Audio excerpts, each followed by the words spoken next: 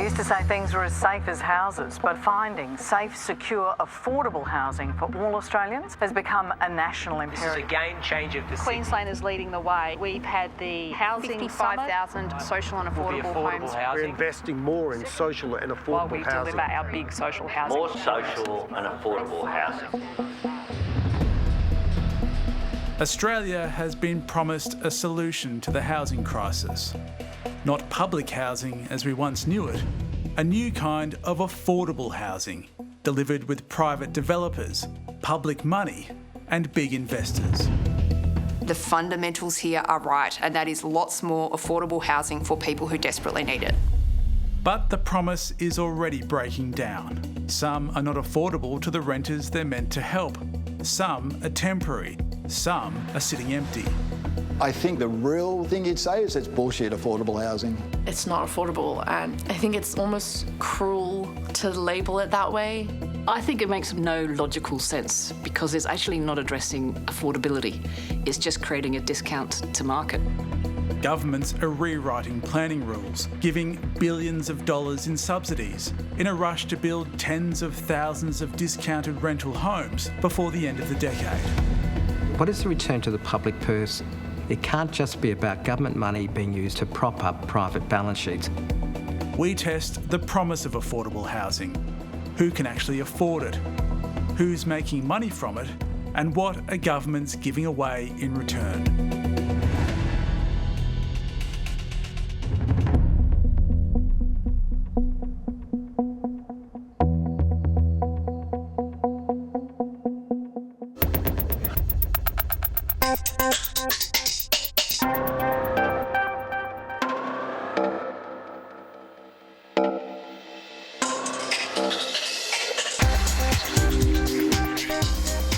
Sydney is known for its booming property market, making big money for the rich and powerful, pricing out ordinary buyers and renters. Now, an unexpected corner of the market, affordable housing, is attracting a new wave of cash. I'm following the money in Sydney as global investment banks, cashed up offshore real estate investors, and a big supermarket chain are being lured in by generous planning concessions designed to boost supply. Even one of Australia's best-known billionaires is getting in on the action. James Packer has at least 3 projects in the pipeline. One is the redevelopment of this Potts Point apartment tower, called The Chimes. What's it like being back here? I still think that I live here. Yeah. Amazing. 80-year-old Anastasia Moses owned a unit in the Chimes for 44 years. James Packer and his business partners bought up most of the building and have now moved to redevelop it under affordable housing rules. Once the Owners Corporation was controlled by the developers, they went to court to force her and other remaining owners to sell. That was my home, yeah, that was my home. And they took it from me. I lost my home, myself, my dignity. Anastasia still refused to leave. Eventually, sheriff's officers and police came to remove her. The developer helped cover the moving costs. She's now living in a hotel up the road. How did you feel when that happened to you? The trauma was so severe that I had become paralyzed. You couldn't move? No, that's right. I couldn't think, I couldn't do anything.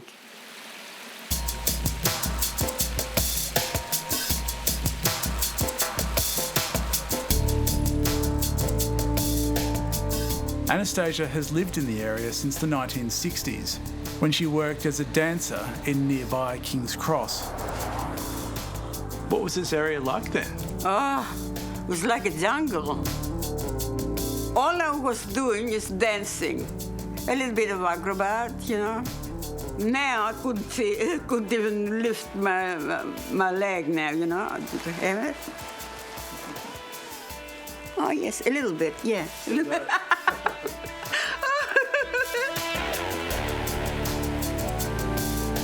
The court found the sale of her home was just and equitable, and Anastasia got a good price for her unit, $1.4 million.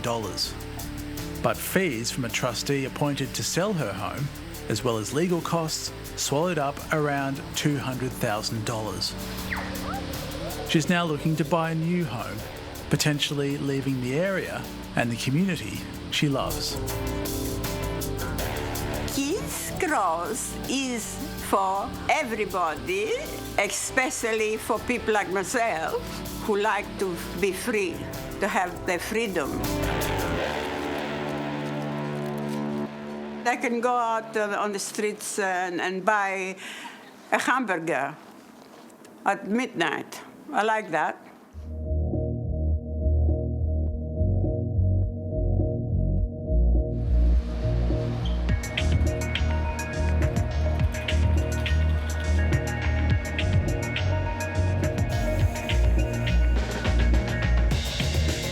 It's easy to see why James Packer and his development partner Time and Place snapped up the chimes.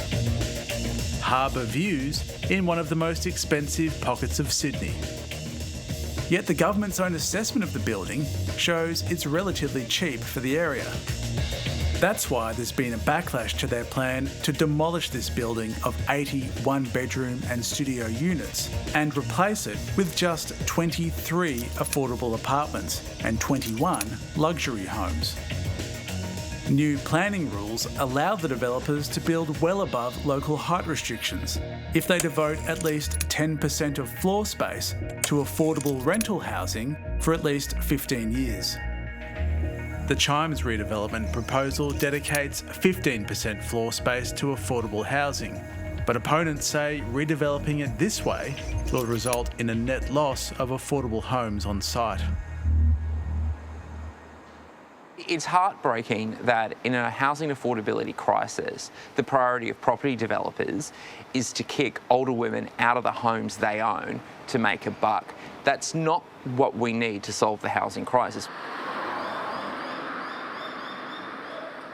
Plans for the project show they want to build the affordable apartments on the lower floors with a separate entrance to the main building, often described as a pour door. The developer says this separation helps to keep down property management costs for the affordable units. James Packer's company did not respond to a request for comment. In a statement, Time and Place said, the Chimes redevelopment will replace a building affected by serious structural deterioration, including concrete cancer, with a new development that includes 23 affordable homes for frontline and essential workers such as nurses, teachers, police and paramedics. We reject the suggestion that entrenched and predictable local opposition, magnified by usual suspects in politics and media, should outweigh the broader public interest in creating more housing, including affordable housing. Independent member for Sydney, Alex Greenwich, is critical of the developer taking the state's affordable pathway, sidestepping local planning rules. How is it even possible to replace an apartment block with a new one with fewer units in it? Well, surprise, surprise, property developers are using the government's planning reforms to take advantage of a vulnerable situation that the state is in. And if you have a look at the proposal here at the Chimes, what we've got is these apartments, and we then have a separate entrance for a small number of sunlight-deprived studio and other apartments going in. We asked one expert to estimate the value of the extra height. He found it was worth more than $30 million to the developers, while discounting the rent on the affordable units will cost them just $2 million. The government has approved the first stage of the demolition, but it's still assessing the final design of the project. Is this scheme just a massive gift to James Packer and other developers like him? Firstly, it hasn't been approved, right? That one has not been approved. But yes, there are people who are adding extra height as a result of the infill affordable housing scheme, right? And they're also adding affordable homes. I appreciate some people might not like the fact that there's a couple of extra floors being added on some developments in order to integrate affordable housing, but I think that is a better outcome overall when we're adding affordable housing than not adding in affordable housing at all. The Chimes is one example of a much bigger shift. Across the country, governments are easing planning rules to build their way out of the housing crisis, asking private developers to be part of the affordable housing solution. To understand why they are shaking up planning systems, you have to go back to 2022. This National Housing Accord. When the freshly elected Albanese government and the states and territories agreed to the Housing Accord. Housing Accord agreed to by all levels of government. The brand new thing in the budget today is the new National Housing Accord. By the following year, they said they'd build 1.2 million homes by 2029, including 20,000 affordable rental homes. To meet their targets, governments committed to planning reforms designed to boost supply. Construction's beginning right around the country. 3 years on, they're already running behind.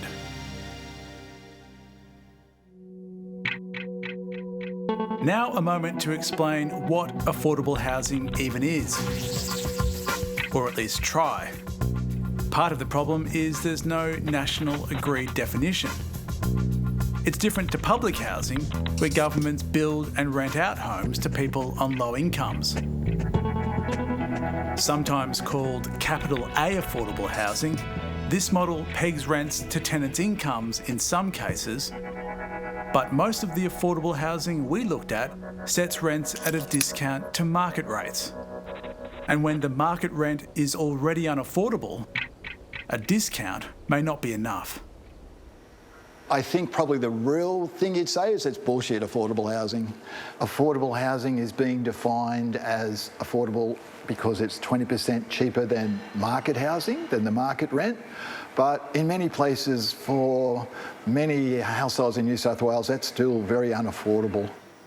Peter Phibbs has spent years researching affordable housing. He says the problem starts with how governments define affordability.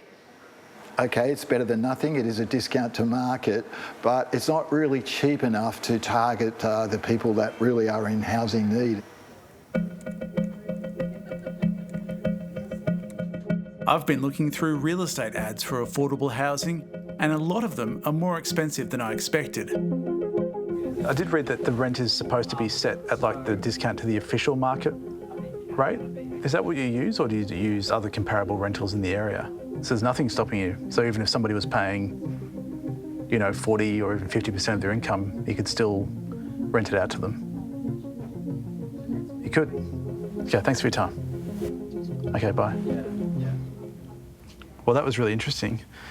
The agent for this property was saying that he can set rents at a discount to the area, but he doesn't have to use the official median rents to set that discount.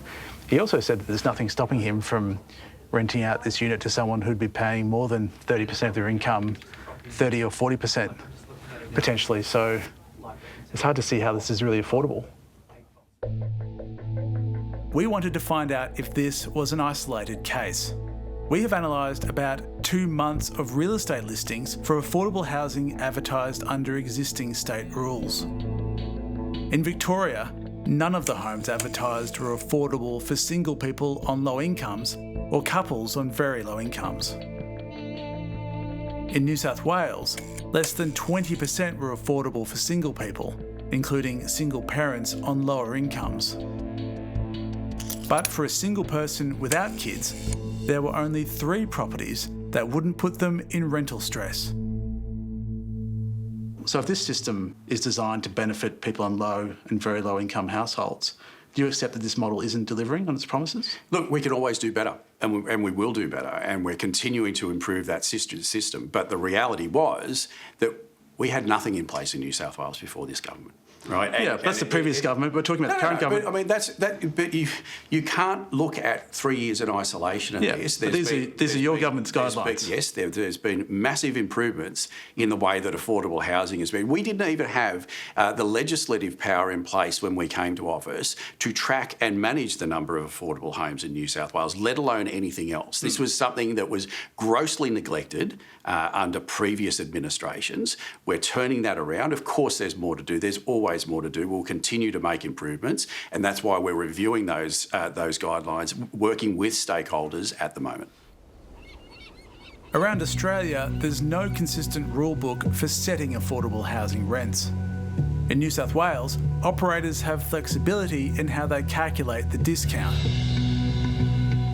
When we compared advertised rents with the official median rents for the area, 43% did not appear to apply the full 20% discount. Some were advertised above the median, including this property in Bondi Beach, going for $1,400 a week. The New South Wales government has approved 3,500 affordable homes since it introduced a bonus scheme in 2023 that lets developers build up to 30% above local height restrictions in return for affordable housing.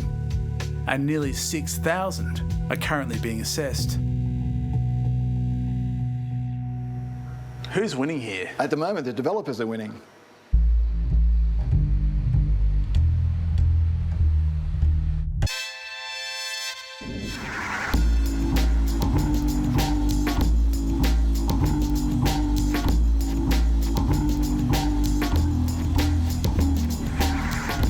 Almost a third of Australians rent. And that's predicted to climb as people are priced out of buying a home.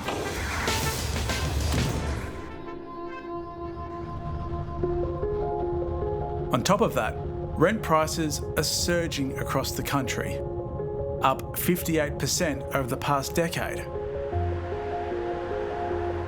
I'm in Wollongong to meet Marianne McPherson, a frontline worker with 4 kids who's been renting for decades. Hello. Hi, Marianne. How are you? Good, how are you? Good, thank you. Come on in. Rents here are at record highs as people priced out of Sydney have moved into the area and pumped up the market.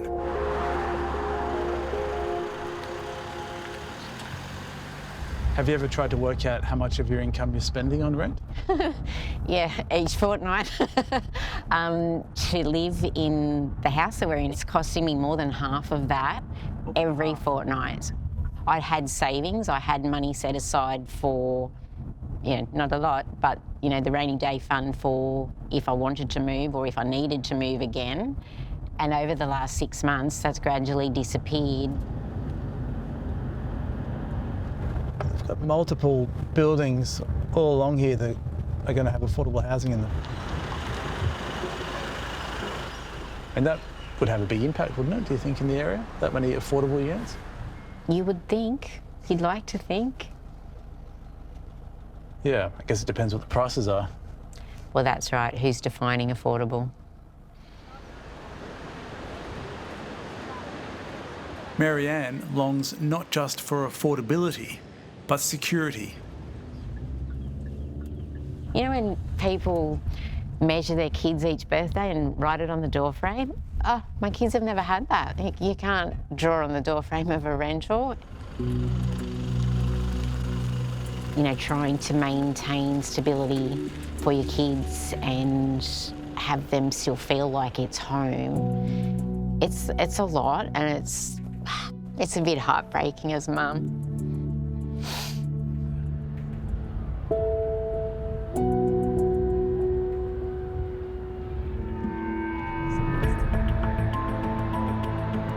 Even if you do get into affordable housing, your landlord can make it unaffordable while you're there. That just happened to someone I'm going to meet in Macquarie Park, at a major project that was supposed to offer a solution to the housing crisis and a model for redeveloping ageing public housing. This is an example of how the New South Wales Government is working with the private sector and also non-government organisations in supporting those most vulnerable. In 2017, it was announced that a former public housing estate would be redeveloped with a private partner. Fraser's property got to build more than 2,000 private apartments, along with 954 social homes and 130 affordable rentals. Mission Australia bought the affordable units with the help of a $68 million federal loan.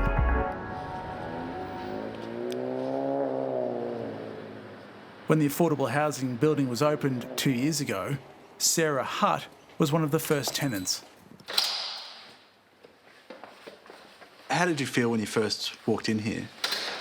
I actually cried. It was very exciting and it felt kind of like an opportunity that I never thought I would have to live in somewhere that seems so nice. Mission Australia told her the rent would be 30% of the income she earns as a social media manager.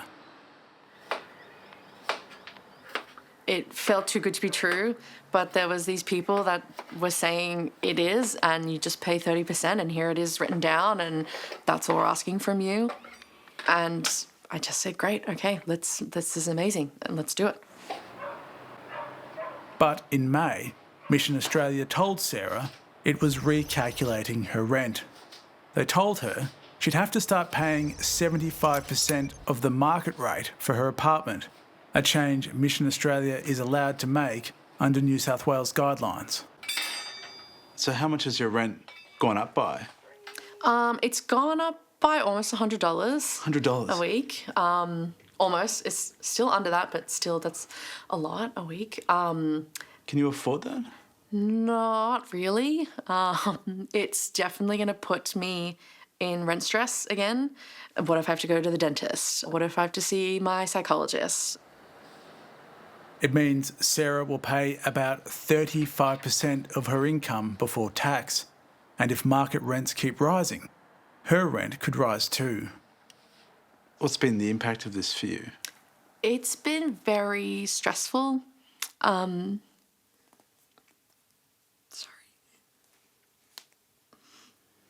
It's okay, take a moment if you like, Sarah.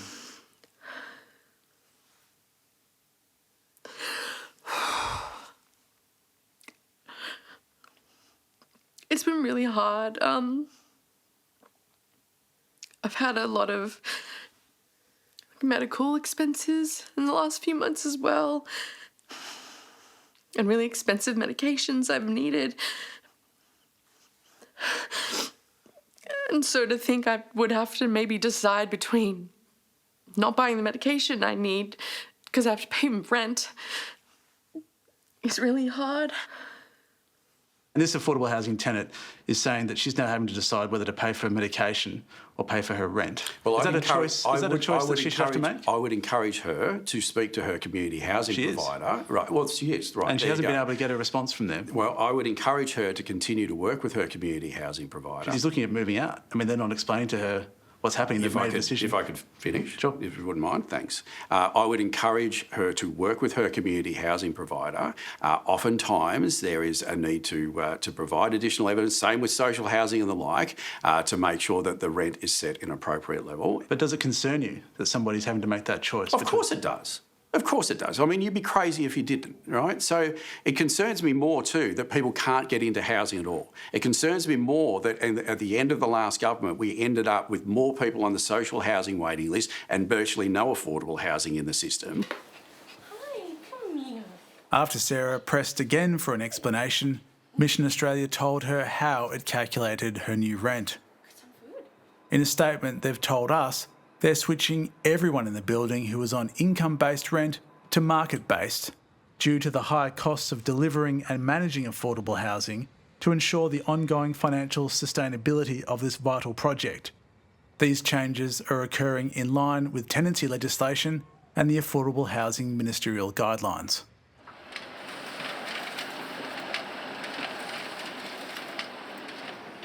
One of the big problems with affordable housing is that when the market rent moves, so does your rent, regardless of what's happened with your income, your wages, or your ability to pay.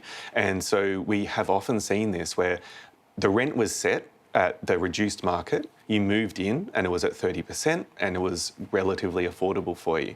But then the market rent moved and it's a big part of why the affordable housing rent setting is not delivering on real affordability. Oscar Stanley, you represent the industry, and there's a lot of criticism of the money that the industry is making out of these schemes. But are you doing anything wrong? Yeah, I think at the end of the day, we can have a decision around who's best placed to produce Australia's homes. If we feel like government's best placed to do that, then we continue down the path we are, which is essentially squeezing the industry to a point where it breaks. But making a margin on doing a job is not something that's uncommon. It's what everyone does in business and in their day-to-day. They don't do things for free. Apartment construction particularly has got to a point where if it's not in areas that can deliver a feasible outcome, they're not going to be built.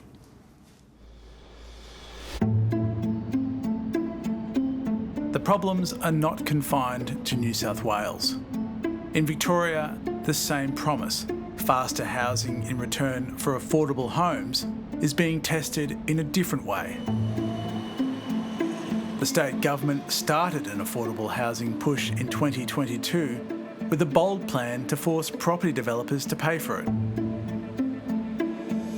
There was absolutely zero consultation. I'm not in the business of creating super profits for developers if they are unwilling to support sharing those profits with those who need more affordable housing.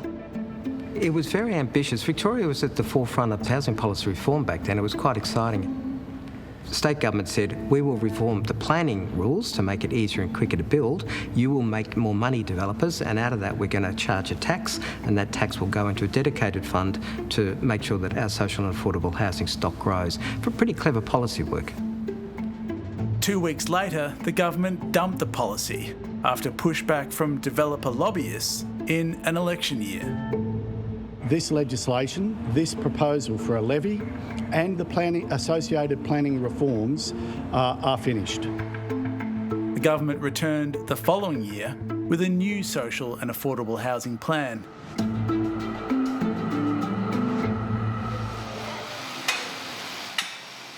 We've been tracking one project in Melbourne's inner north that was among the first approved under a fast-track scheme that was expanded in 2023 to boost affordable housing.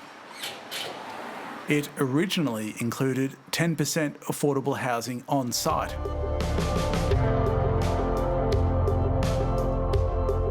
The scheme lets developers bypass councils and the planning tribunal and get direct ministerial approval.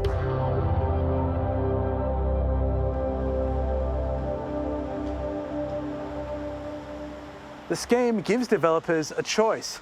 They can build 10% affordable housing on site, or they can pay a 3% cash levy to the government. More than a year after its first permit, Mirvac applied to the planning minister to let them pay the levy instead. The amended permit was never made public, but we have obtained a copy of the minister's decision showing she approved their application.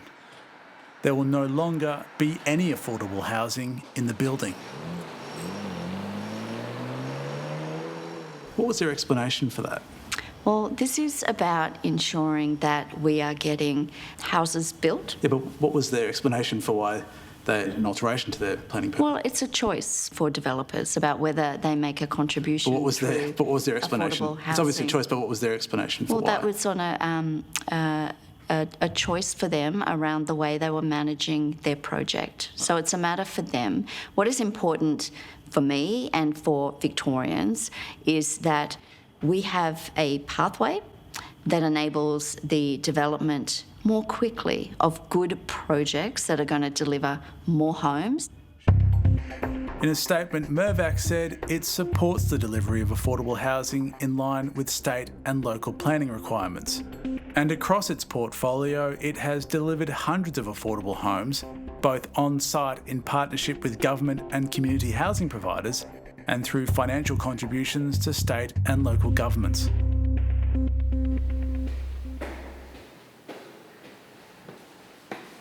Economist David Hayward led a Victorian government review into social and affordable housing in 2022. We've had a look at this and it looks like the developers are opting for the cash payment to the government. Does that surprise you that they would do that? No, because then they've got the certainty around the development and that's where the money is to be had, so they're prepared to make that fairly small contribution. The government's trying to do too many things at once. They've set themselves a very ambitious supply target, which they're falling well short of, and then it appears to be the case that they're doing anything to encourage any type of development possible.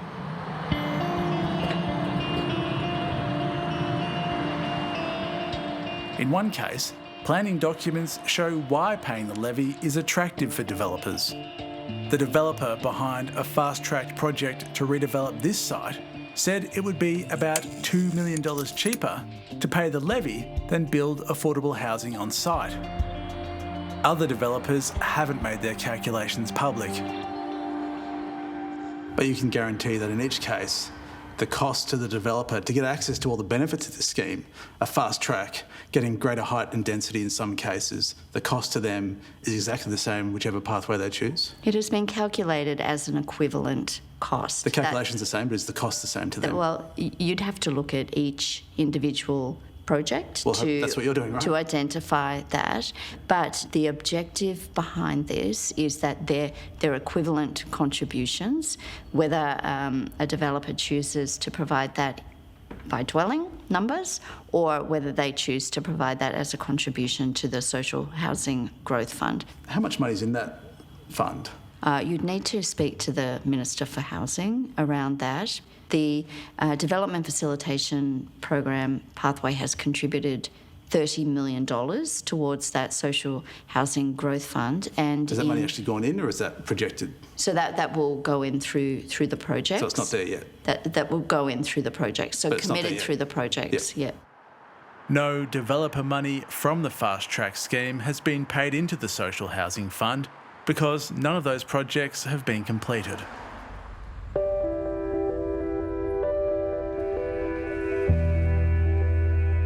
The centrepiece of the federal government's affordable housing response is the $10 billion Housing Australia Future Fund, or HAF, set up in 2023 to deliver 40,000 social and affordable homes around the country. A large chunk of the money is flowing to projects backed by big investors, including major super funds. Developer Assemble, part owned by Australian Super and Hester, is overseeing nearly $2.5 billion in federal money for 11 projects around the country over the next 25 years. The Federal Housing Minister, Claire O'Neill, is a repeat visitor to its first completed HAF project, Swift Walk in Melbourne. I've come to Swift Walk to meet with Assemble and its charity partner, Housing Choices. Hey Pat, it's good to see you. Yeah, you too. This is Leilani. Nice to meet you. Blind community. It's exactly the kind of project governments want more of. Social, affordable and market housing, all in one development. It's one community of 362 homes, 25% of it's social housing, 50% affordable housing for essential workers, and then, a market component as well.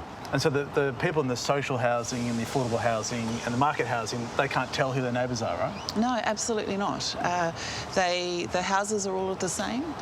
Their experiences and the fit-outs are all the same.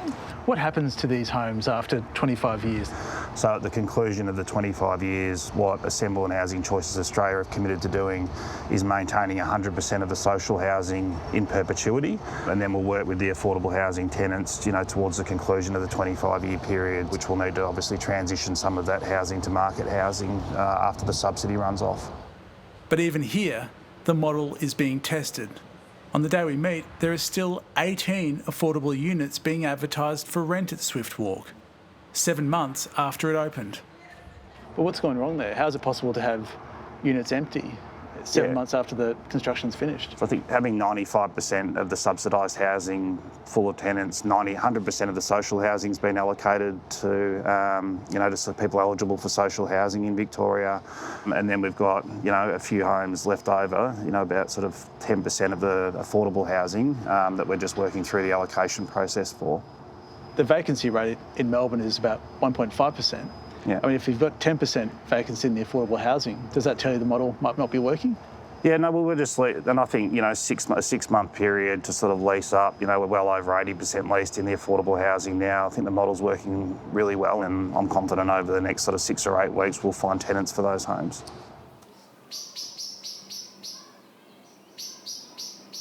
Last year, part-time university tutor and Uber driver Christopher Hewson applied for a 1-bedroom unit at Swift Walk, but was rejected.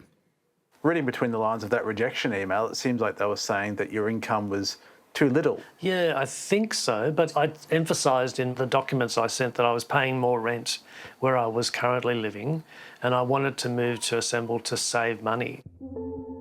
We've done the maths on Assemble's pricing to try to work out why applicants we've spoken to, like Christopher Hewson, have been unsuccessful.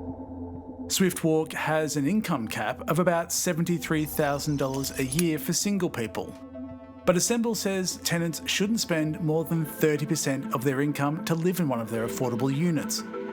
That means to qualify for a 1-bedroom unit going for $397 a week, applicants must earn between $68,000 and $73,000 a year, a range of less than $5,000. In the industry, people who qualify in a narrow band like this are sometimes called Goldilocks tenants. Christopher Hewson is now living in a private rental nearby, paying more for his 1-bedroom unit than Assemble's price. So if you don't qualify to live there, who would? I have no idea. And since that whole application process has gone, I've been driving past the building and noticed that there are so many empty apartments without lights on in the evening when you'd be expecting people to be home. So I don't think the building's actually fully occupied. So I don't know where the affordable houses applicants went, but I don't think all of them were able to be leased. Does it concern you that you're going to be scaling up this model now and you've created a situation where there is this kind of Goldilocks tenant or this unicorn tenant that has to be in this very narrow income band to qualify? Yeah, so I don't think we're dealing with Goldilocks or unicorn tenants, generally across all this housing that we've already leased out. To get the government subsidy turned on, we need to have someone who's eligible for the home living in the home. So, ultimately, all of us, want to get this housing filled up with people who are on the right incomes, helping them in housing. What does that tell you about the model, that there's still 10% of that sitting empty? I can't speak to you about the specifics of what's going on in that particular development. But does that concern you that they're sitting empty? Well, what I would say to you is this is a new class of housing that we're building for the country, where we've got childcare workers and aged care workers who, in other circumstances, would be in housing insecurity, who are insecure housing because of our government's policies. So I'm sure you've got examples where, at the fringes, things aren't working as you would like them to be. The fundamentals here are right, and that is lots more affordable housing for people who desperately need it. This isn't the fringe. This is one of the marquee developments under the HAF, one of the first to be completed under the HAF, and 10% of it is sitting empty. Isn't that a problem? Well, I'd have to, invite you to speak to Assemble about why they haven't been tenanted. But can I just be really clear with you? I feel strongly that the government should be involved in trying to house Australians in housing need. Providing more affordable housing is one of the most important things we need to be doing right now. The kicker with this type of housing is that the affordable housing period often ends.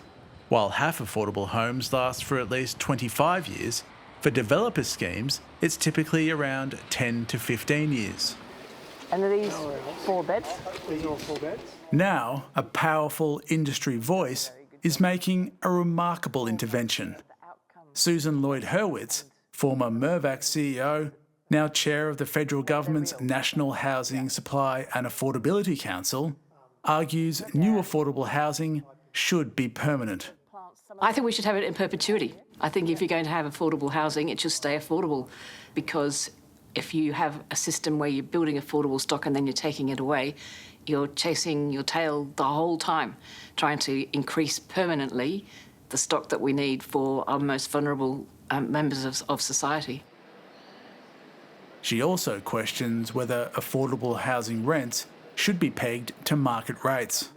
If you live in Sydney, something that's 25% below market rent isn't affordable to very many people at all.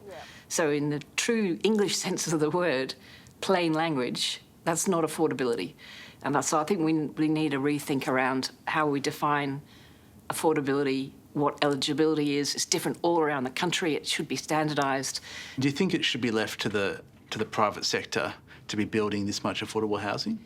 No, I think there needs to be more participation from government in actually building like we used to, because I think while major developers and community housing providers definitely have a role, it's not enough. It's clearly not enough. So the government would actually go out again and start building houses again? I think it's worthy of consideration. It's certainly not policy now, but I think there's a debate that we probably need to have as a society.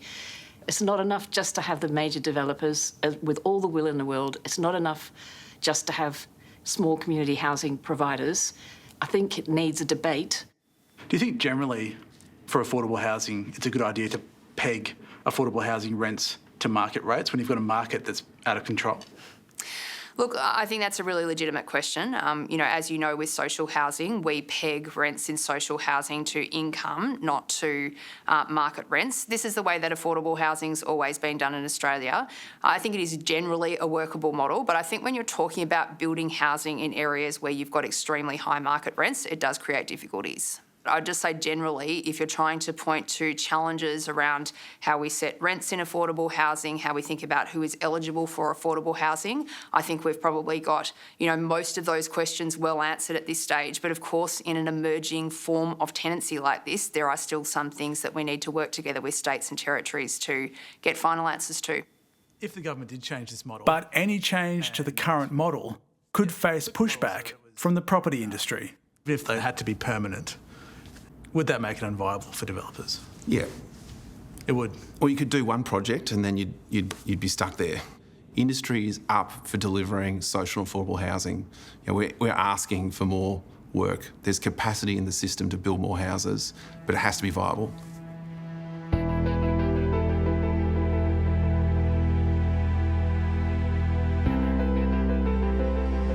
This affordable housing building boom aims to confront a generation-defining housing crisis. You're about to scale up what's happened here at Swift Walk on a massive scale. Are you sure it's going to work? Absolutely. We're committed to affordable housing. We're really happy with the success of Swift Walk, and we're about to start a whole program all around the country. So I think these type of programs are exactly what Australians need in the face of a really difficult housing market. The question for governments is how much responsibility to hand over to an industry that stands to reap a massive reward. There's a mentality that's taken over around how do we turn everything into a vehicle for private entities to make a return from being involved. And that's in areas that we never thought was possible. We're seeing it in aged care, we're seeing it in childcare, we're seeing it in disability, now we're seeing it in housing.